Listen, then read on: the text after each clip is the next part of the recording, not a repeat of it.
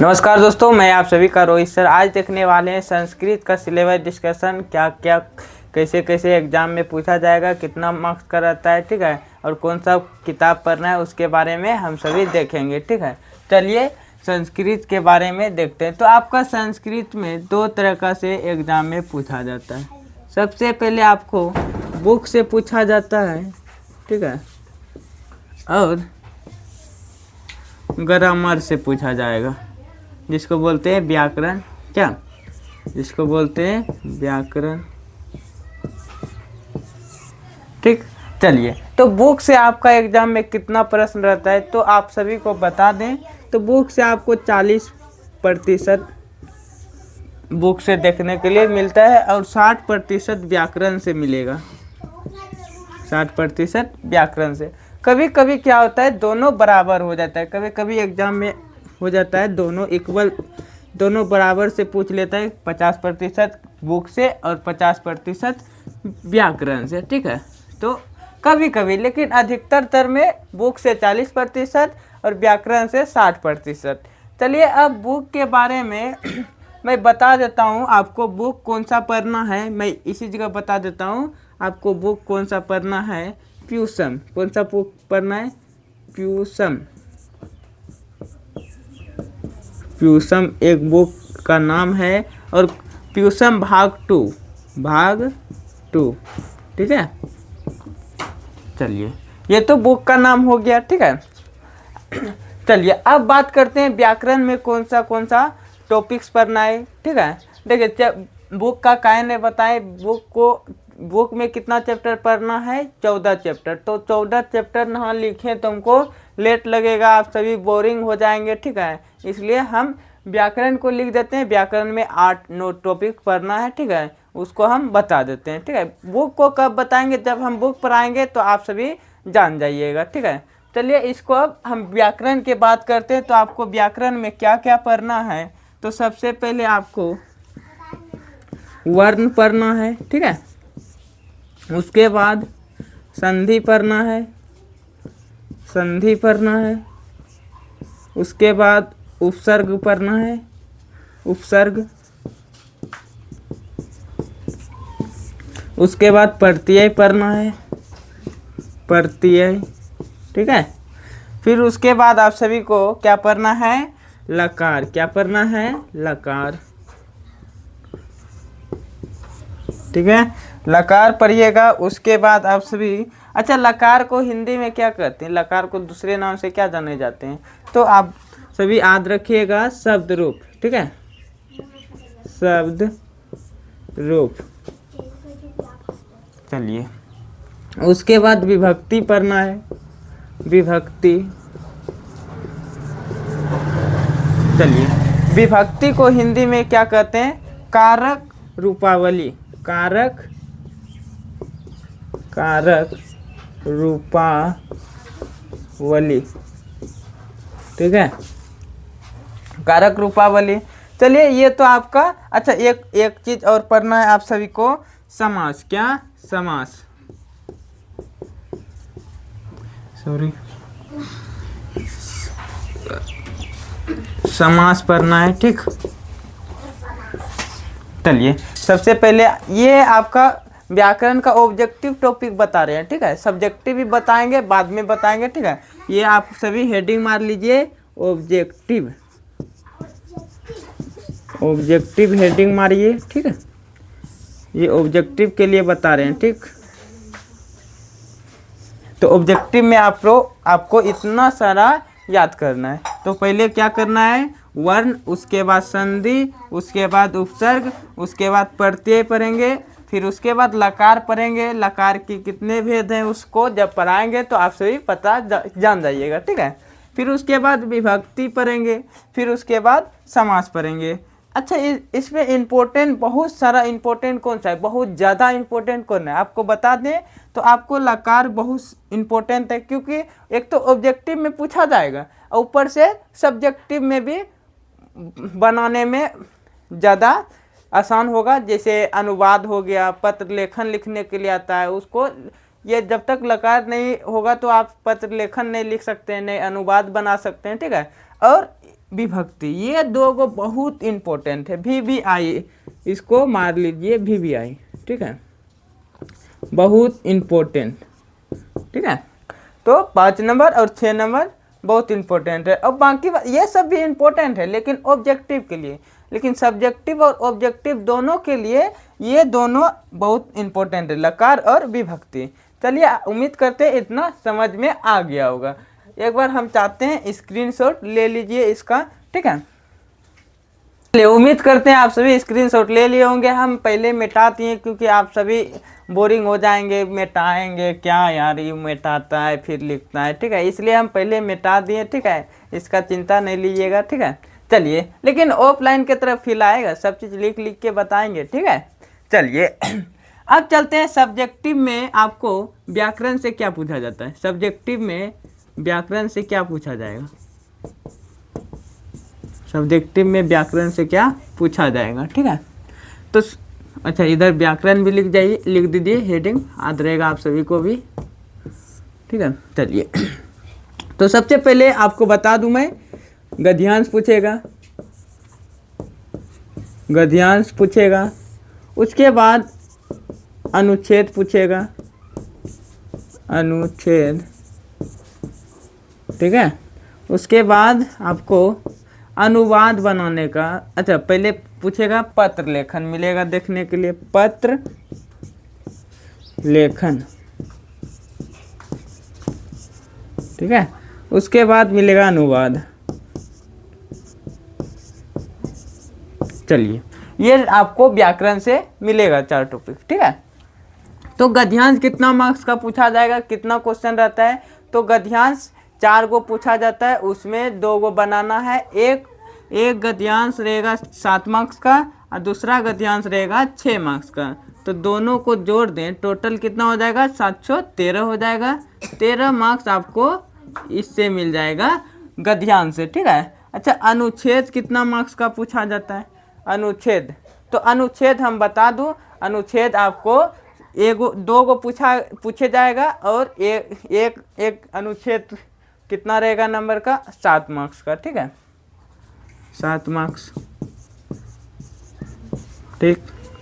अच्छा पत्र लेखन, देखिए पत्र लेखन आपको 2 जवाब देना पड़ेगा, 4 को पूछेगा उसमें से 2 को का जवाब देना पड़ेगा। तो एक पत्र लेखन का जवाब दीजिएगा तो 4 मार्क्स, तो 2 को का तो 4 4 8 मार्क्स हो जाएगा का। चलिए अब अनुवाद कितना मार्क्स का रहेगा, तो अनुवाद देखिए आपको 12 को मिलेगा, अनुवाद 12 को क्वेश्चन देगा। जैसे हो गया बिहार की राजधानी पटना है, तो उसी तरह आपको 12 को देगा, 12 को में बोलेगा 6 को बनाने के लिए, तो 6 मार्क्स इधर से हो जाएगा, एक क्वेश्चन 1 मार्क्स का होगा, ठीक है।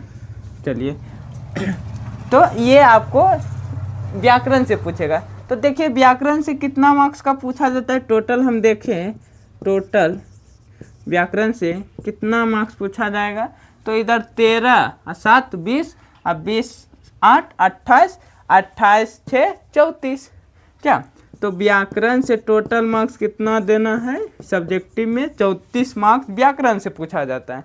अच्छा किताब से भी कितना पूछा जाए, अब चलते हैं किताब का भी बताइए देते हैं, ठीक है। किताब से कितना पूछा जाएगा, तो किताब से आपको बुक से कितना प्रश्न पूछेगा, तो बुक से देखिए 16 को क्वेश्चन देगा, उसमें से बोलेगा 8 गो आपको जो आता है 8 गो खोज के आंसर दीजिए, उसका उत्तर दीजिए, ठीक है। तो 8 दूनी एगो क्वेश्चन 2 मार्क्स करेगा, तो 8 दूनी 16 हो जाएगा ना, तो 8 दूनी 16, तो 34 मार्क्स इधर और इधर 16 मार्क्स, तो कितना हो जाएगा, 50 मार्क्स हो जाएगा ना, टोटल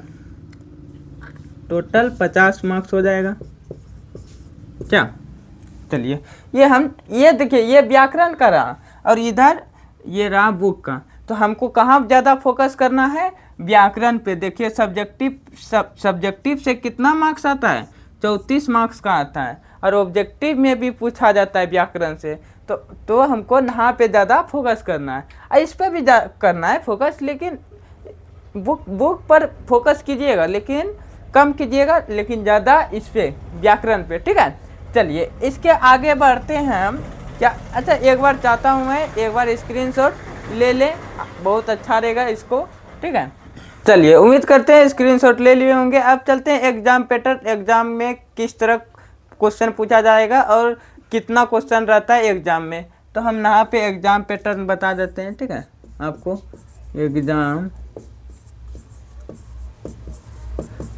एग्जाम पैटर्न, ठीक है। तो सबसे पहले आपको क्या करना है, अब एग्जाम पैटर्न में ऑब्जेक्टिव पूछेगा। दीदी सब, भाई सब इस बार दिया होगा तो क्वेश्चन देखे होंगे, ऑब्जेक्टिव पूछा जाता है और सब्जेक्टिव पूछा जाता है, ठीक है। चलिए ऑब्जेक्टिव कितना प्रश्न रहता है, तो 100 प्रश्न रहते हैं। 100 में से कितना जवाब देना है, 50 का। 100 में से 50 का।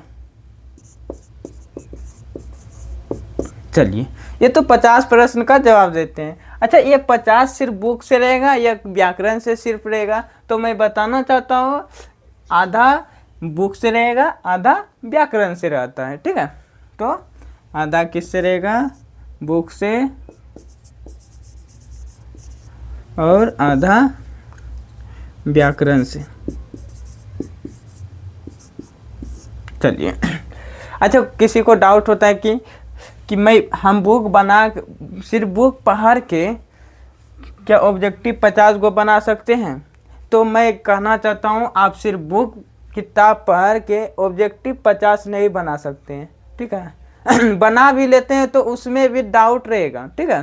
पूछा तो जाता है लेकिन 50 में से आपको बहुत सारा डाउट रहता है, क्योंकि किताब का आद नहीं रहता है, ठीक है, ज़्यादातर आद नहीं रहता है। तो हम क्या करेंगे, मान लो इधर बुक का बना लिए 35 गो और बच गया 15, तो व्याकरण पढ़ लेंगे, व्याकरण से 15 गो बना लेंगे तो हो गया, तो किधरों डाउट नहीं रहा, ठीक है। तो हमको 50 में 50 सही करना है, क्योंकि हमारा टारगेट 95%, 95 नंबर का है टारगेट संस्कृत में, ठीक है। तो ऑब्जेक्टिव में गलत हो जाएगा तो फिर दिक्कत होगा, ठीक है। चलिए ये तो अब सब्जेक्टिव में क्या क्या पूछा जाता है, तो सब्जेक्टिव में आपको हम यहाँ पे सारा चीज़ बता दिए, ठीक है। ये जितना भी है हम आपको सारा चीज़ बता दिए। इसी तरह से सब्जेक्टिव में पूछा जाता है। चलिए अब आपको हम बता दूं आपको किस तरह पढ़ना है जो कि 95% संस्कृत में आ जाए, ठीक है। तो मैं इसी जगह बता दूं, ठीक है। तो सबसे पहले आपको क्या करना है, फुल सिलेबस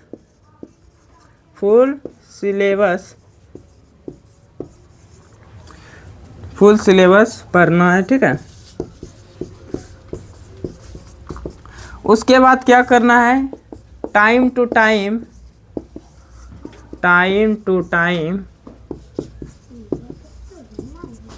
रिवीजन करना है। क्या करना है, रिवीजन। चलिए उसके बाद क्या करना है, आप सभी को हैंड राइटिंग पर सुधार करना है, ठीक है। हैंड राइटिंग पर सुधार करना है। अच्छा, हैंड राइटिंग से पहले आपको क्या करना है, ज़्यादा व्याकरण पर फोकस करना है, ज़्यादा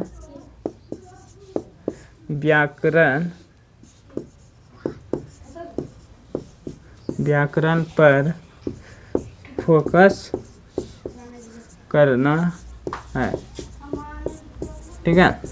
उसके बाद ये लास्ट पॉइंट है, आपको हैंड राइटिंग पर ध्यान देना है। जिसका खराब बैठता है हैंड राइटिंग पर ध्यान दीजिए।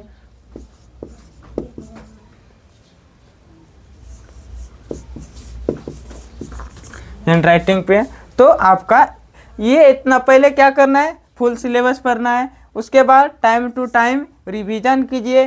फिर उसके बाद ज़्यादा से ज़्यादा फोकस व्याकरण पे करना है, ठीक है। क्योंकि देखिए आपका व्याकरण से कितना मार्क्स पूछा जाता है, 34 मार्क्स का, ठीक है। और ऑब्जेक्टिव भी पूछा जाता है, ये तो सब्जेक्टिव का बात हुआ, ऑब्जेक्टिव भी पूछा जाता है। नहीं विश्वास है तो आपका जो इस बार भाई बहन दिया होगा एग्जाम में, तो इस देखिएगा व्याकरण से कितना मार्क्स पूछा जाता है। तो ढेरी इस बार पूछा है, ठीक है, हम देखे हैं बहुत पूछा है। हम ऑफलाइन पढ़ाते हैं तो हम मेरे बच्चे आते हैं तो हम दिखाते हैं कि ये पढ़ाएं वो पढ़ाएं, ठीक है। तो जो पढ़ते हैं मन से उस वो खुशी रहता है, जो नहीं मन से पढ़ता है वो दुखी रहता है। ठीक है, तो गुरु का काम है पढ़ाना और स्टूडेंट का काम है पढ़ना अच्छा से। ठीक है, तो व्याकरण पर ज़्यादा फोकस करें। उसके बाद आप सभी को हैंड राइटिंग खराब होगा तो आपका नंबर काट लिया जाएगा। कितना लिखिएगा क्वेश्चन आंसर, तो आपका हैंड राइटिंग खराब रहेगा तो नंबर काट लेंगे, तो इसको आप भूल जाइएगा। ठीक है, हैंड राइटिंग अच्छा नहीं रहेगा तो। ठीक, चलते हैं अब क्लास समाप्त करते हैं। यदि मेरे साथ पढ़ते हैं, कल से आपको मिलेगा 4 बजे लाइव क्लास। ठीक है, लाइव क्लास। कल किसका क्लास होगा? मैथ का। यदि आप मेरे व्हाट्सएप ग्रुप से नहीं जुड़े हैं तो अभी तुरंत जाके जुड़ जाइए। क्या मारना है व्हाट्सएप पर? बिहार बोर्ड क्षेत्र। ठीक है, तो आपको मेरा चैनल का लोगो दिख जाएगा, उसको फॉलो कीजिए। वहाँ पे सारा चीज़ डिटेल, कौन सा विषय का पढ़ाई होगा, कौन सा विषय नहीं होगा। ठीक है, उसके बारे में हम पहले जानकारी दे देते हैं। ठीक है, चलिए बाय बाय, धन्यवाद।